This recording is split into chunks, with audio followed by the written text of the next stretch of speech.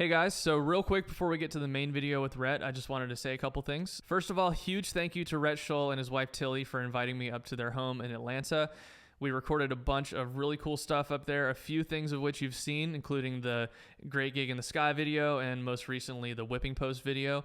Thank you guys so much for your response to that. Also, thank you to Rhett and his cameraman Chris for allowing me to use their recording equipment and cameras for this video, and to Chris for manning the camera. I showed up totally unprepared equipment-wise for that, and they didn't have to let me use their stuff, but they did, so thank you to them. And lastly, I just wanted to announce that I'm officially on Patreon. The link to my Patreon channel will be in the description of this video. I'm going to be posting exclusive content on there. I'm planning on posting tutorials on there where I can go into a little bit finer detail than I can in my YouTube videos. You'll get early access to original music, courses, products that are all in the works, and we'll just have a community where we can talk about guitar, slide, music, pretty much anything except politics and religion. I have one $5 tier available now, and we'll release more exclusive tiers as I go. I've already posted a couple videos on there, and there are many more to come, so feel free to sign up for my Patreon at the link in the description of this video. So let's get to the main video with Rhett. It's just a very informal thing. We're just kind of hanging out, passing around some Tele style guitars, talking about them, playing them. This is not a scientific comparison by any means. We're just kind of hanging out. Rhett and Chris were totally welcoming, totally cool, and I had a great time hanging out with them, filming this. Let me know in the comments what your favorite Tele style guitar is, and without further ado, let's get to our Telecaster hang. Hey everyone, my name is Dylan Adams, and we're here with Rhett in his home studio up in Georgia. He invited me up here to come record some stuff this week, and so yeah, thanks so much for having me, man. Yeah, thanks for coming, dude. It's been a good time. Yeah, absolutely. Already, man, we've gotten all kinds of stuff done. So for today's video, we're just going to do a Telecaster comparison video, essentially. We're just gonna kind of hang out, just pass some guitars around, and just see what we think about some various different T-shaped guitars, and they're going to be all different styles. We have the PRS NF53, Mule Resophonic Mulecaster, a Novo, a Fender. Yep. Because can't talk about Teles without having a real Fender there. Indeed, yes. And yeah, so signal chain, basically we're going to be swapping the cable back and forth. We're going through my board here, the studio board that I have built, and then we're going into the PRS HDRX 20. Yep. And it's cranked. And instead of a mic, we're using the Torpedo Captor X from 2 notes going straight into the console. All right, so I guess we should probably start with just the Telecaster, right? That should be kind of our control. Yeah, this will be our baseline. So this is my custom shop, 52 Blackguard. I picked this up recently. I did a video earlier this year, 5 levels of Telecaster, starting with a entry-level Squire, and this was the top level. Yep. And I picked it for the video from Sweetwater because I thought it was the ugliest one that they had. I think the relic job on it is hideous. It's a little excessive, but and so I picked it because I thought it was going to make a good thumbnail. Right. And then I got it and started playing it, and it was actually it's really good. So no, I convinced Sweetwater to let me keep it, and I've been yeah. playing it. It's kind of been my number 1, number 2 guitar since I've had it. It's just everything you want a Tele to do. And I feel like we should kind of address too, it's we do have a bunch of very expensive, very nice guitars here, so I feel like, this is just, I'm kind of thinking of this as almost just kind of an analog for the traditional Telecaster. Yeah. You know what I mean? It's, this obviously is a very nice custom shop Tele, but this is just kind of this is sort of our stand-in, just to represent the classic Telecaster. Well, the cool thing about the Tele platform is it's so modular that you could relatively easily take any decent Tele, Mexican-made, American-made, whatever, and get it pretty close to this level without spending the custom shop money. Exactly. What you're getting with the custom shop is the relic finish and all that kind of stuff, which I really like the feel of. Yeah, me too.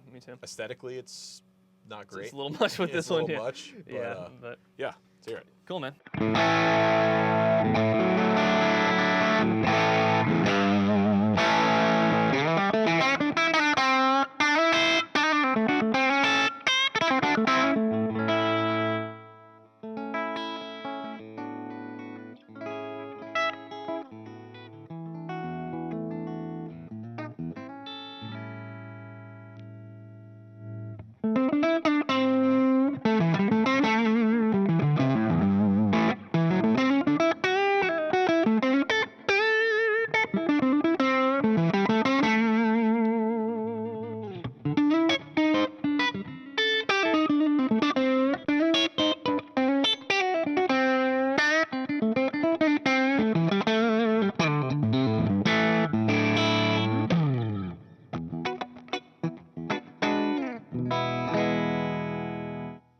Cool. So yeah, this is just your classic Tele sound, you know? Yeah, And- that's the Tele thing.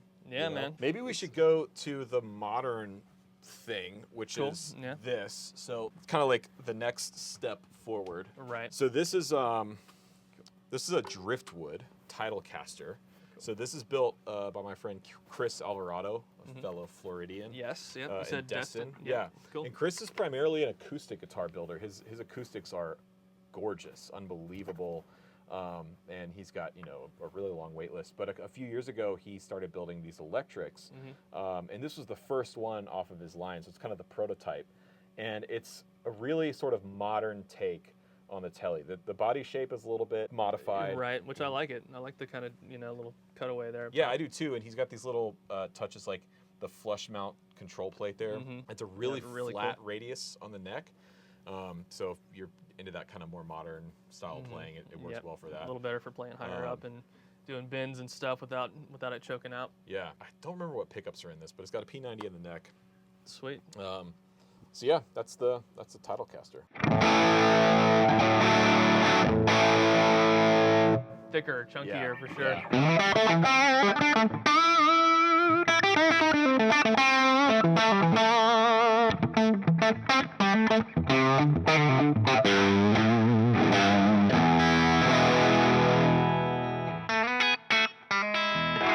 Cleans up really well though. Yeah.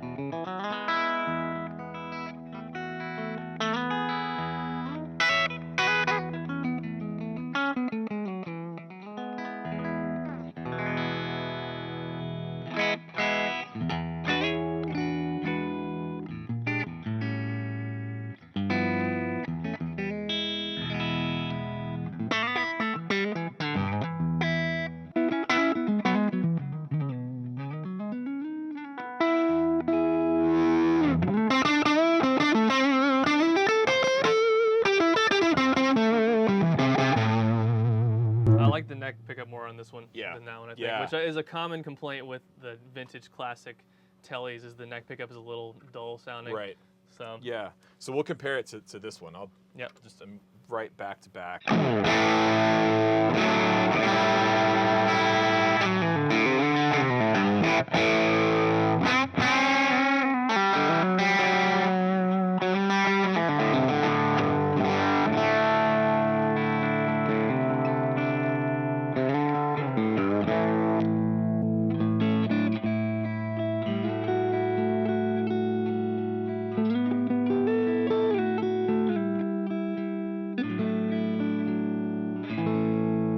Vintage sounding, much more modern sounding. Yeah. Hotter bridge pickup. Exactly. Yep. Hotter bridge pickup, and I mean hotter neck pickup. It still sounded pretty clear and articulate though. I feel like, and I'm wondering if this has like 50s wiring or a treble bleed or something like that, because it kind of retained more of that high end when you rolled it back. I do think it has a treble bleed in it. So yeah, man, they're cool, and it's kind of something a little bit off the beaten path. And if you're into that more modern look and the flatter radius and everything, the Driftwood stuff is really nice. And Chris's build quality is Oh yeah, unbelievable. I mean, I can tell from this, it's fantastic. Yeah. And yeah, just cool little details. I like the extra little like whatever that extra layer is on the headstock. Yeah, he's there. got like a two-piece headstock. Yeah, that's stained and yeah, really cool, polished. Man. Really cool. Guitar.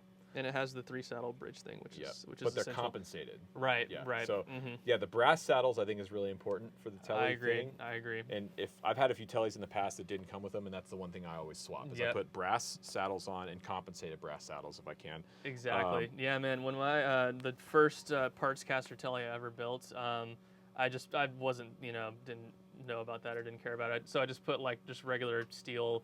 I think it was like the little thin threaded saddles on there. And it's the guitar sounded pretty good, but I was like, it's just a little like thin and kind of tinny sounding. I put some big old honking brass saddles on there, and the difference was like night and day. It was shocking how really does matter. how much it beefed up the sound. So speaking of modern, tell me about that PRS. So I played one of these when they launched it at Gearfest, but I haven't played one since. And I'm not a huge PRS guy, but to me this was like the one PRS that I've played that I actually really enjoyed and could see myself spending the money on. So yeah, man. So I mean, it's essentially just kind of their sort of streamlined, like modernized take on a Tele. It has like a belly carve and kind of an arm cutaway there. The pickups are essentially mini humbuckers, but they're kind of made to sound like a Telecaster, like they kind of have a single coil sort of voicing to them. It's got a pretty chunky neck to it, normal 10-inch PRS radius, and it's just, I mean, I imagine it's just what Paul's vision of like an idealized Tele would be, essentially. Yeah. And I really dig this thing. I mean, this has kind of become one of my main guitars that I gig with. Mainly because I feel like, I mean, first of all, it just, I mean, that's, you know, all PRS is just played really great. But like the sound of it, I feel like it kind of covers like all the bases that I need with just literally like volume, tone, three-way switch, and that's it. Because I feel like the pickups, they have more beef to them than like a normal Tele pickup would be, like a vintage Tele pickup. But they still have like that kind of clarity to them if you need it. What I like to do is, say if I'm on the bridge pickup, you know, if I'm playing like a kind of cleaner, like rhythm type sound, nice and clean and clear and sparkly.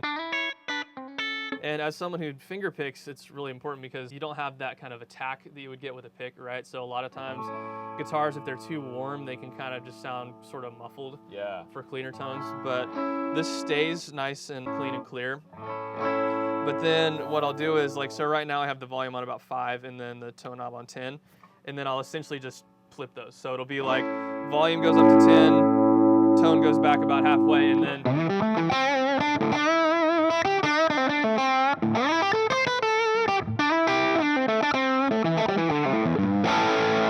it's like a big, thick, juicy lead tone, you know? So that's kind of the main thing that I really dig about this. And it's just super light and resonant and stuff. And yeah, it's just like a streamlined Tele. The thing I like about it, I really love the neck shape, first of all. It's beefy, but it's not, it's almost reminiscent of like kind of the older Gibson R8s and R9s they were doing a few years ago, where they're like these big chunky necks, which wasn't really vintage correct in terms of old Les Pauls, but I liked it. This is more like that. It's a that's the, I feel like the neck shape, it feels, even though the guitar looks, you know, modern and new, when you feel the neck and kind of look down at it, it kind of looks and feels like a vintage Fender neck almost to me. Like it feels like it kind of has that old vintage vibe to it. And they've rolled the fingerboard edges, which is, I love that. Yeah, for sure.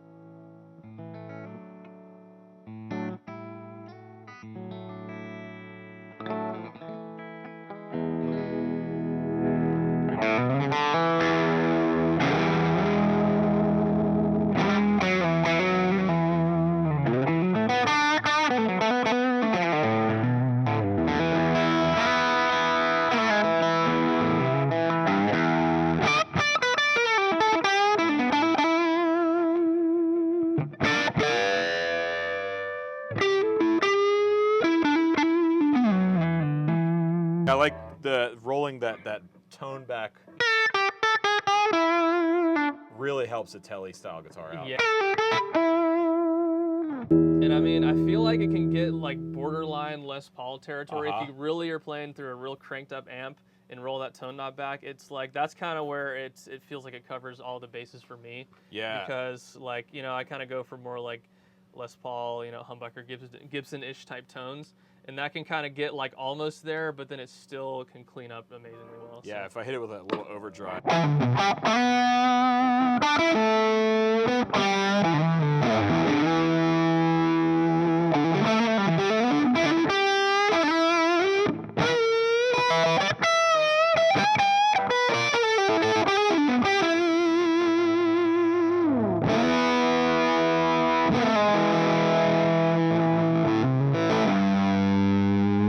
So that's, I mean, to me, I like it because it's kind of, and I mean this in the best way possible, it's like sort of the least PRS sounding PRS that they've made, right? You know? Yeah. And that's, look, I don't think PRS makes bad guitars at all. It's just what they do is not traditionally my thing. Right. But when I played this at Gearfest, I was like, oh, this is cool. Yeah. I love the shape. I love this finish. Sort of like houndstooth. Yeah, thing. man. Yeah, it's got that like kind of washed. What is that, like the like 90s furniture? Like they had that like whitewashed kind of thing. It's you know what I mean? Yeah. It's like I don't know that, what it's but actually tasteful. Yeah. But and something I wanted to point out too, that I feel like a lot of people miss between this and then the Miles Kennedy version that they came out with. So they are not the same body shape. You kind of have to look at them side by side, but this is a little bit more offset. This kind of horn down here is a little smaller, and in my opinion, this, and you know, the pick art is different, of course, but in my opinion, this is an extremely like tastefully done, like really great looking guitar, whereas the Miles Kennedy one, it just looks a little just off. Yeah, you know? I didn't realize that until you said it, but I think you're right. They are a different shape. I much prefer this one to the Miles Kennedy. I think this is a classic shape. I think this guitar will age really well. Yeah, it'll still look good in 20 or 30 years, which is not always the case with guitar shape. It's hard to design a guitar shape that's going to be timeless. Like, and it's going to be timeless, and I think they've done a good job. So a little bit off the beaten wall is, or off the beaten path, I guess. So this is my Novo Serus T. So this is Novo's take, Dennis Fano's take on the classic T-style guitar. Interestingly, this looks like a P90, but it's not. It's a P45. Right. So it's a little bit underwound. It's wound like a P90, but it's just kind of like less wire on there. Like yeah, it's a lower output half of thing. P90 maybe. And this is one of my best sounding guitars. These are Amalfitano pickups. Cool. So Amalfitano P45 and bridge. Cool. And that will be an interesting comparison with this one because they kind of, on the surface at least, they're a pretty similar setup. You know, P90 plus traditional tele bridge pickup. So yeah, let's hear it.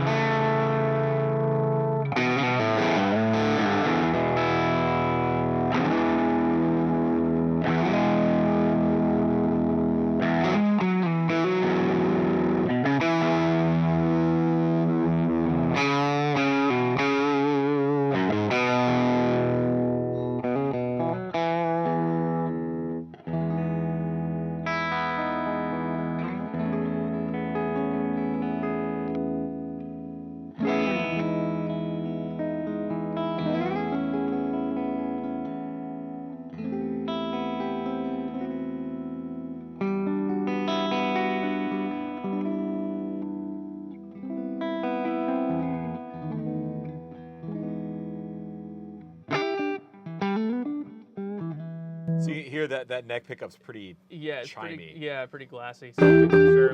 Yeah, and then if you push it, it gets beefier, but without getting muddy.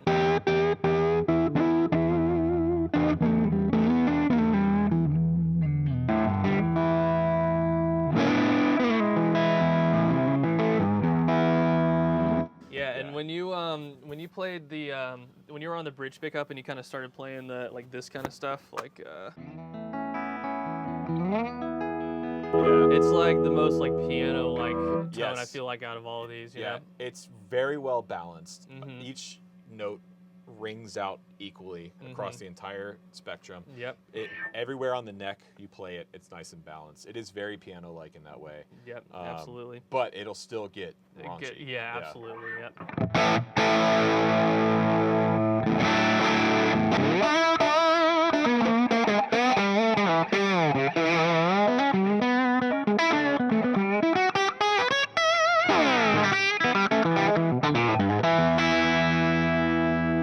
And also, this thing is absurdly light for how big it is. Yeah.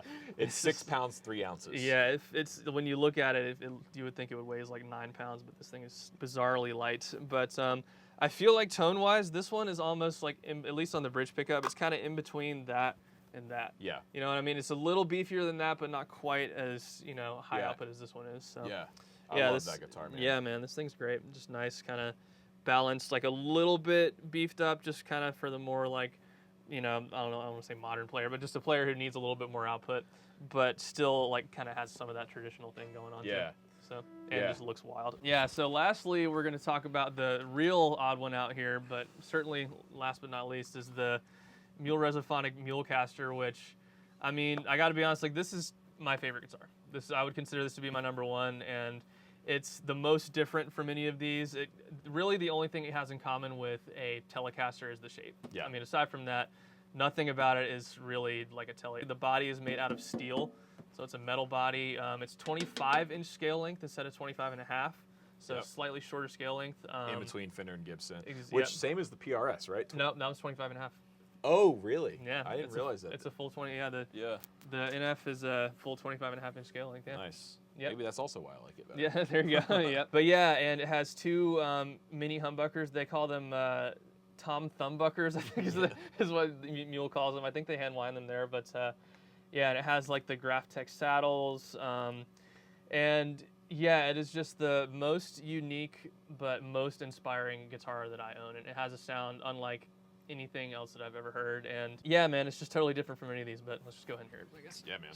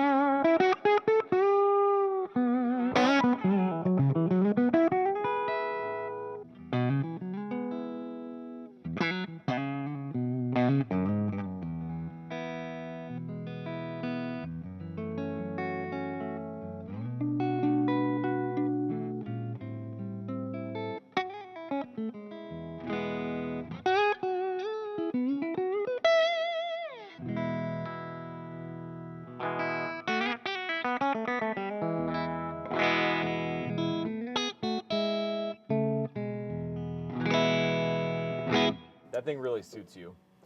Really yeah, man. does. It's yeah, I feel like it sounds kind of corny, but I literally feel the most like me when I'm playing this guitar than any other guitar that I have. Like it shows. Like, yeah, you man. sound great on all these, but like, first of all, that's the longest you played any of these guitars. You Yeah. just kept going, and it was on. It was like, this thing happens when we sit and demo guitars on YouTube or even at a guitar store or whatever, where you kind of just play like your Guitar Center licks or whatever. Right. When you pick that up, you were like playing much more musically. Right. Yeah, man.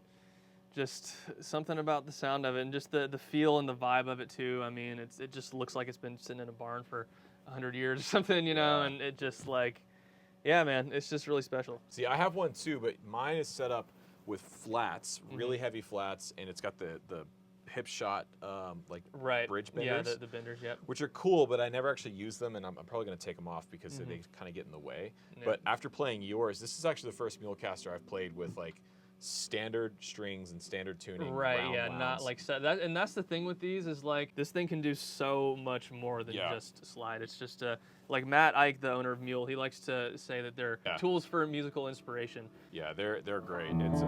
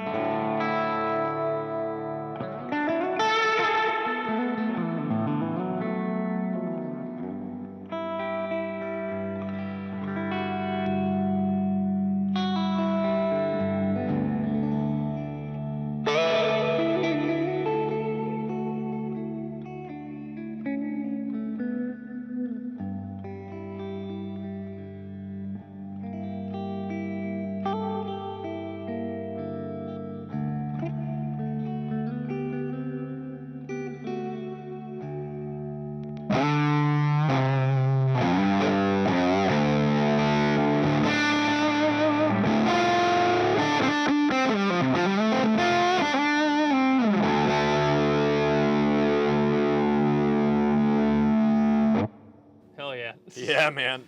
I agree. I don't like. It's just something. I feel like it just has this like 3D kind of quality to it. It just you can hear the hollowness of it, but it's different from like a wooden hollow body, you know? Yeah, yeah. I agree with the whole sentiment of these are not I think the stigma is like so many. Well, it's not even a stigma.